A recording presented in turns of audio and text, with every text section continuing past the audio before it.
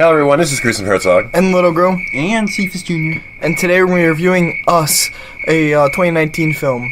A family's serene beach vacation turns into chaos when the doppelgangers appear to begin to terrorize them. Directed by Jordan Peele, written by Jordan Peele. Here's the cast. Lupita Nyong'o as Adelaide Wilson and Red. Winston Duke as Gabe Wilson and Abraham. Elizabeth Moss as Kitty Tyler and Dahlia, Tim Heidecker as Josh Tyler / Tex, and Shadia Wright Joseph as Zora Wilson and Umbra, and Evan Alex as Jason Wilson / Pluto. Alright, little crew and Cephas Jr. Cephas, you're joining us today to talk about this movie, Us, because you're quite irritated by it, and there's a couple articles that we've read that has me kind of irritated as well. But we're not going to let that, we'll talk about that after the review. But the movie Us basically is an all-black horror film with a couple white actors in it. But it's rare to find a horror film that basically the majority of the cast is black. It's about a black family that goes on vacation back in '86. The daughter wanders off through a rainstorm down the beach and goes into this house of mirrors, right? And you see her identical twin that she looks at, and then the camera cuts away, right? So you don't know any more about what happened, or and then it goes to the scene to where she's not speaking. You know, the family's talking at the table and she's there sitting, and still, unless you really read the articles about this film, you're probably going to know more, but we went into this film just watching it because I don't read anything. And of course, Cephas Jr. over here did some research about the film, and he brought it to our attention during the watching of this film. And then, of course, him being a guest today, we're going to talk about what he was talking about and some of the irritated comments that he's made. So, basically you have, again, the black family going on vacation, and then all of a sudden, the doppelgangers, which that's basically your opposite, your twin, that they want to kill you. This movie was confusing at most parts, but here's a clip that will tell you what most of the movie's about. They look exactly like us. They think like us. They know where we are. We need to move and keep moving. Don't stop until they kill us or we kill them. So, started watching this. Now, I was kind of shocked after Cephas Jr. made a comment about, he said after Us, he's not going to ever have a white actor as a lead in his film. But then there was a couple white actors that's basically not, I guess, partially the leads or friends of the family. What's cool about this film, I thought, now your mother hates this film, but you have the two girls, the two boys, the mother and the father, basically, you know, fighting each other. You know, one wants to kill the other. However, it's kind of confusing at first because there's a twist in this film, which we're going to talk about. Cephas Jr., you've seen this movie. What are some of the things that you find irritating or cool or what? Well, normally in a slasher film you have a motive. A killer normally has a motive, a very clear motive, whether it be from the beginning or in the middle of the story. And this one, throughout the entirety of the story, even at the ending, doesn't give the killer a clear motive. And it's the complexity of that makes it difficult for people to understand just sitting down and watching it. And you have to do a little bit of research afterward to understand it more. Yeah, that's exactly what you guys did. You guys actually went in there after the movie and watched it, and then we got some clarity of, we can say it, basically what the story is trying to say, or isn't it trying to say, is the little girl that you see on the IMDb page on the trailer, the mother of the husband and wife that go on vacation, apparently she is the girl that switched with the actual daughter, correct? Is that how it is? Yeah, in the Hall of Mirrors. So Red basically is the actual daughter, and Adelaide's basically the other, the evil part. Doppelgänger, yeah. Right. So the doppelganger switched places with her, and that's why she couldn't talk at first. And then because Red was able to talk, you remember what happened? I guess the girl hit her in the throat, whatever. Choked her. Messed up her voice cords or something. So when she's talking, it sounds creepy. But in reality, it's from the injury as being little. So because they switched, she couldn't talk. But my question is, why is she talking good now? And never went in detail. See, I'm confused by that. If you are a doppelganger or you're like a non-existent, otherworldly, underground person, how can you just switch How can you just switch places?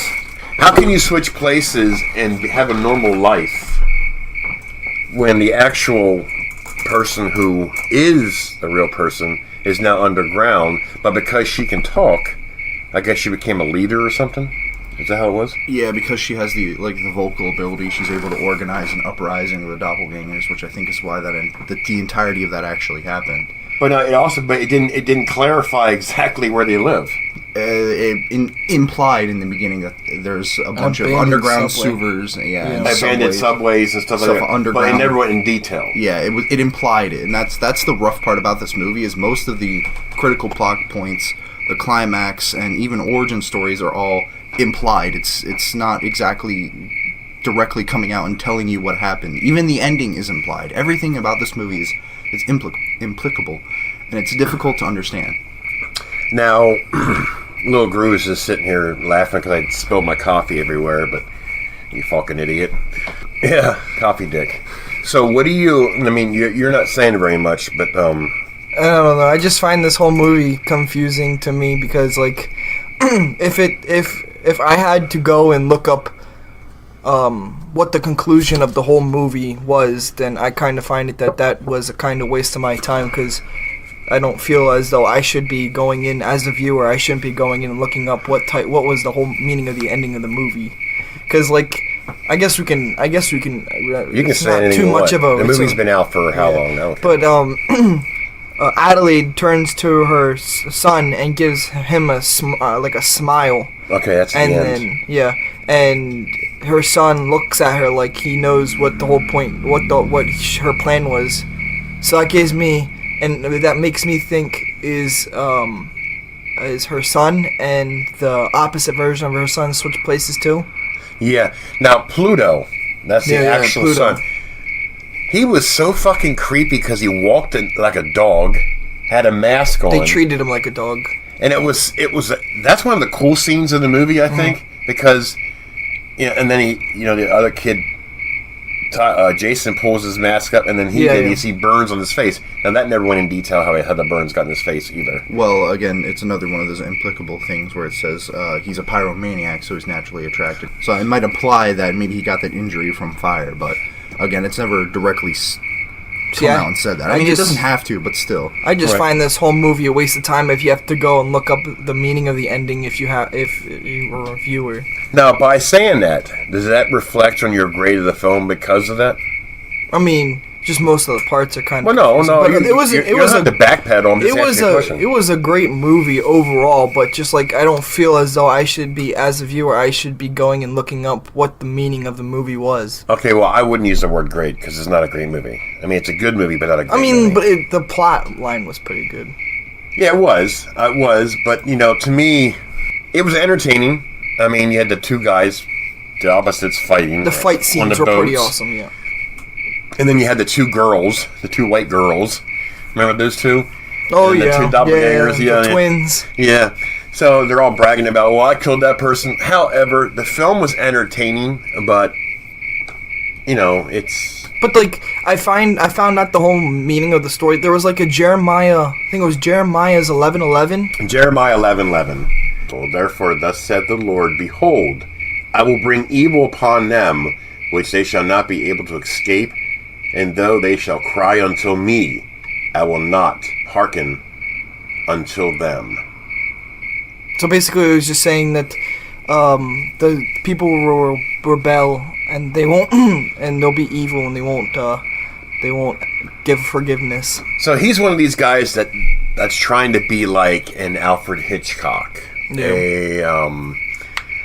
Trying to make a psychology horror thriller or whatever, trying to make the person who's watching this film, they would have to go into a textbook to understand what the hell he's trying to say. And he's trying to make himself better than what he actually is.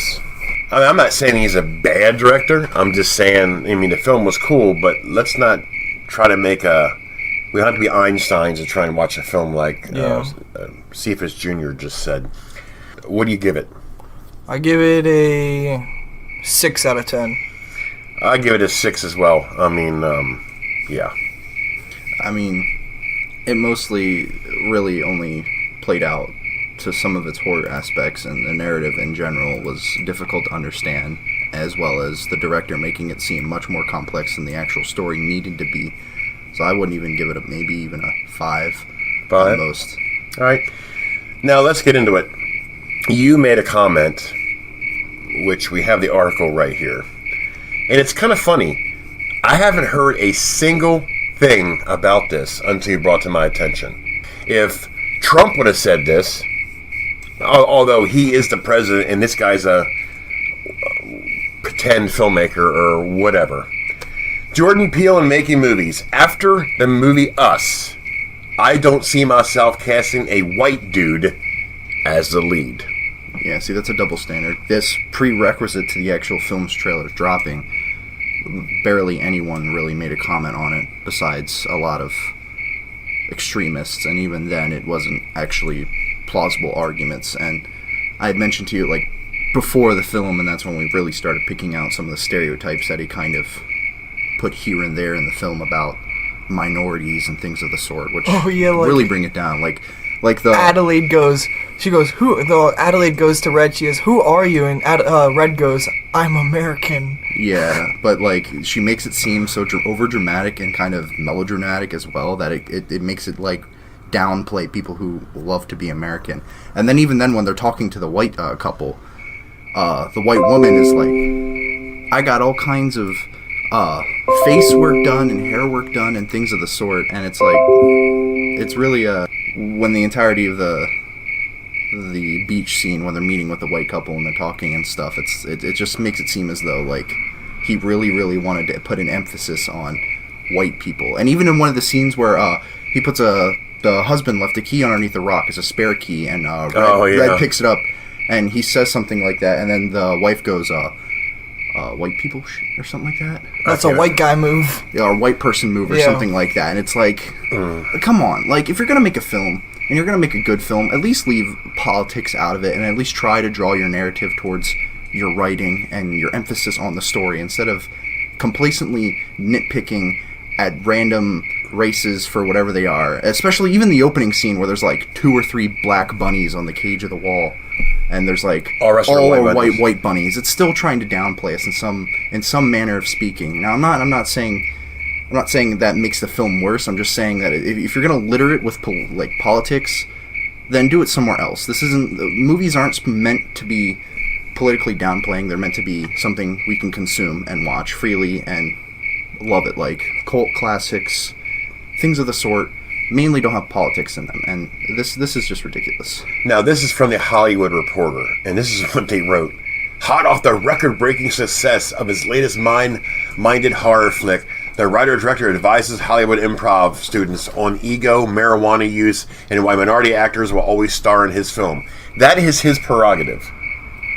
Fine. That's his prerogative. I just want to know who did a line of coke before they actually wrote that, because they think that this is like some sort of record-breaking film when it got mediocre reviews, and it's just mediocre in and of itself. Yes, and his comments it hurt his film, because I never heard of this film until I seen it the other day. You know, was this in the theaters? It was, yeah. The whole reason why the film actually I never even seen a trailer. It had popularity is when the trailer dropped, and then he released that statement about he's not going to. I heard it. I thought he said that he wasn't going to hire any more white actors until I read into it more and said he wasn't going to hire any more white leads. All right, folks. There you go. All right, everybody. This is Gruesome Herzog and Little Girl and Cephas Jr. and we're out. Woo!